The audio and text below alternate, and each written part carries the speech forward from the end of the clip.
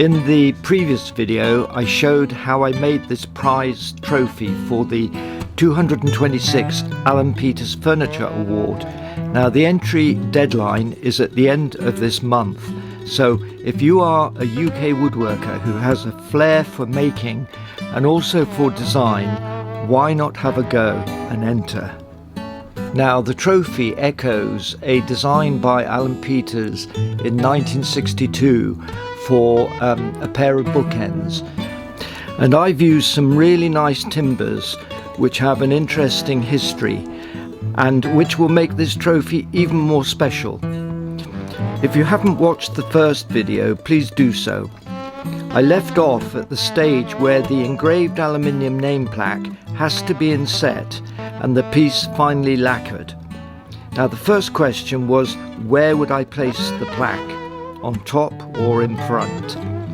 Well, a lot of work went into jointing the oak segments precisely, and it would seem a shame to cover up the beautiful end grain with the nameplate.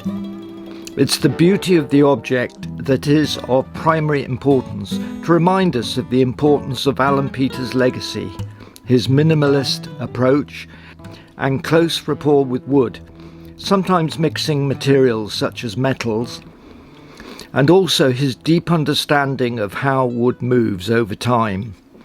The trophy echoes one of his main themes, having the grain direction consistent, and my main departure from his original design is using square sections of oak, further relieving the stresses in the wood.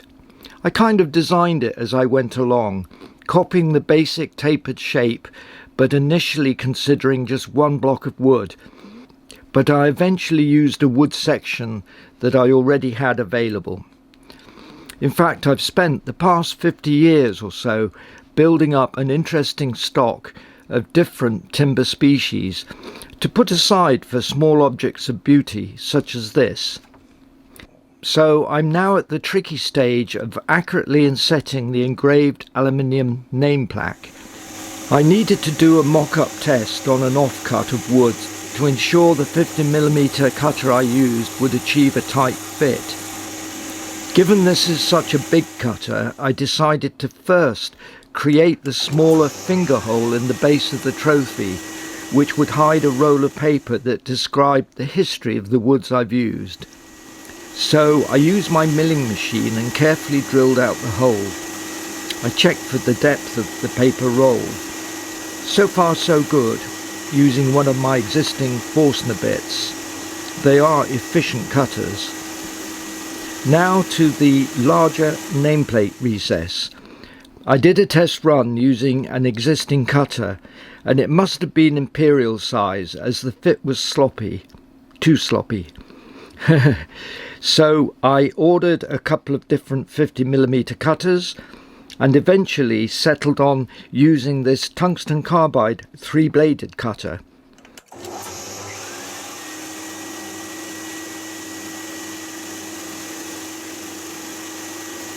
Spot on, it is the right tool. It's so important to always use the right tool.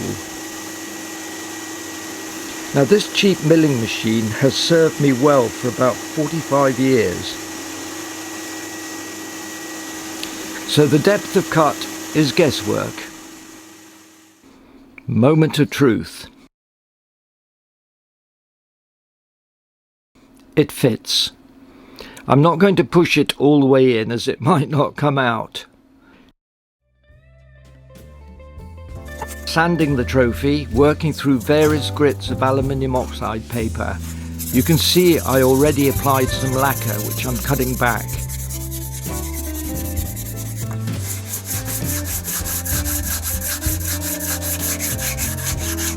The final grit is 400, and this is the first time I've used self-adhesive abrasive paper.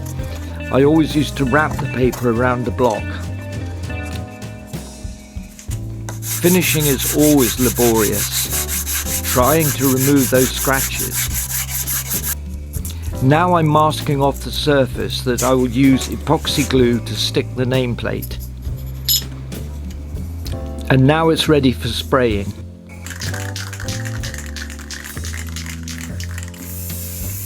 light coats using a UV resistant acrylic aerosol. Let's hope it prevents the U from darkening. I'm now going to attach some self-adhesive beige for the base of the trophy.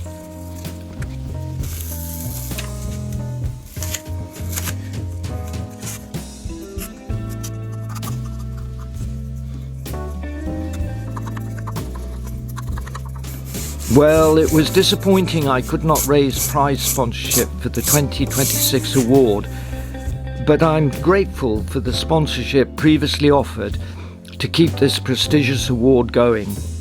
It's organised on a zero budget, and hopefully this trophy, with its interesting history behind the woods used, will be a treasure for the winner of this year's award. I wasn't sure whether the finish was too glossy. It's supposed to be a matte finish, but then maybe such a trophy should be glossy. What do you think? Please leave a comment. I'm not really a finishing expert. My fellow judge Andy Lawton suggested using a very fine Scotch-Brite pad.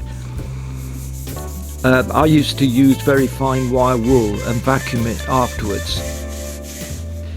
Well, this test plaque names a past winner who entered this cabinet. If you are a UK resident over 18 years old and you have a flair and passion for woodworking, why don't you enter a piece? It doesn't matter how small it is, but the deadline is the end of July. And you never know, the plaque could have your name on it. Our past winners have been both experienced woodworkers and relative beginners.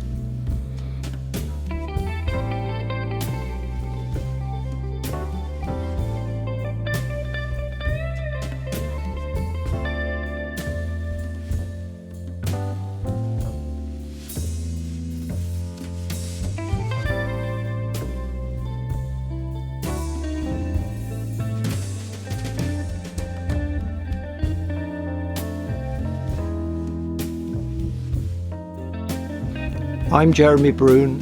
Thanks for watching.